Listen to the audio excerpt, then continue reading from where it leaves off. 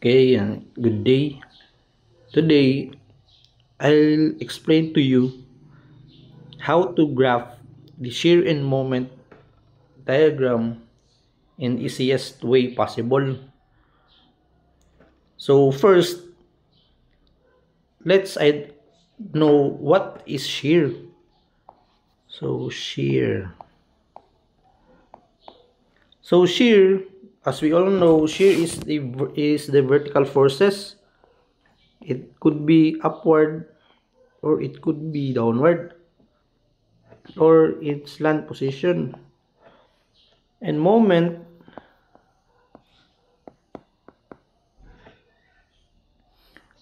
is the rotational forces acted sa atong figure.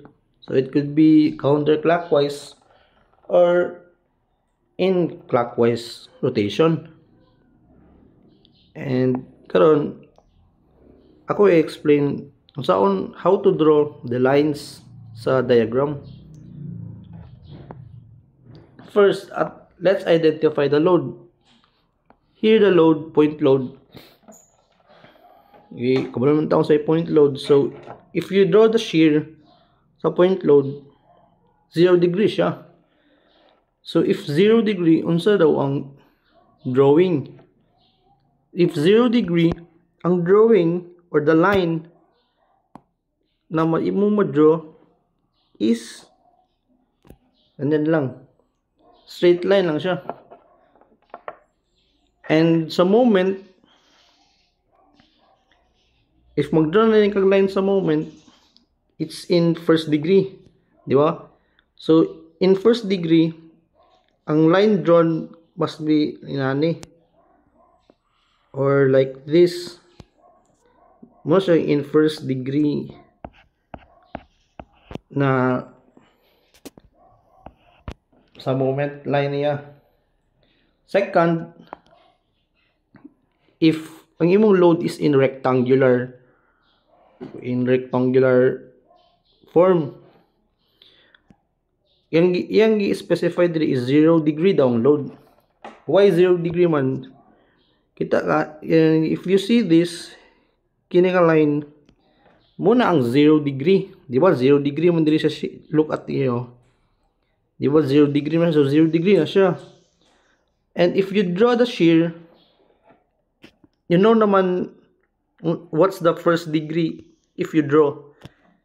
It's like this lang one. Like this. So that's the first degree.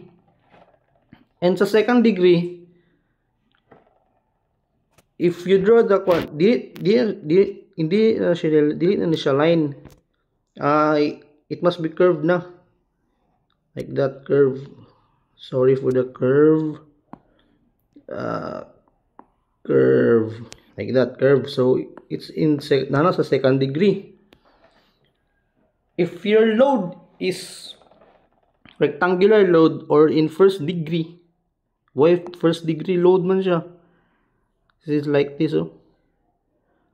Yan na yan ko. So, you know, if the line is like that, muna siya ang first degree. So, yung specified diri is a load is first degree.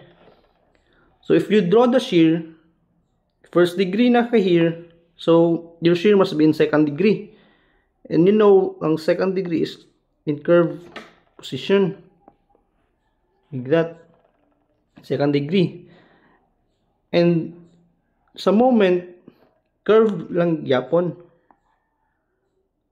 Curve lang.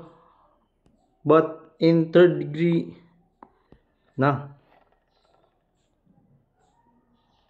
You understand ba? First degree load, second degree shear, third degree moment. Like here, 0 degree load, first degree shear, second degree moment.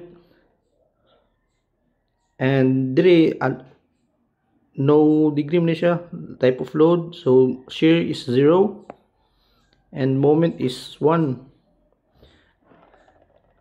Don't confuse yourself lang sa kay dili pa man nila nato ma-identify if hinangin lang atong kuan. Sa next video at let's try to solve shear in moment diagram. Good.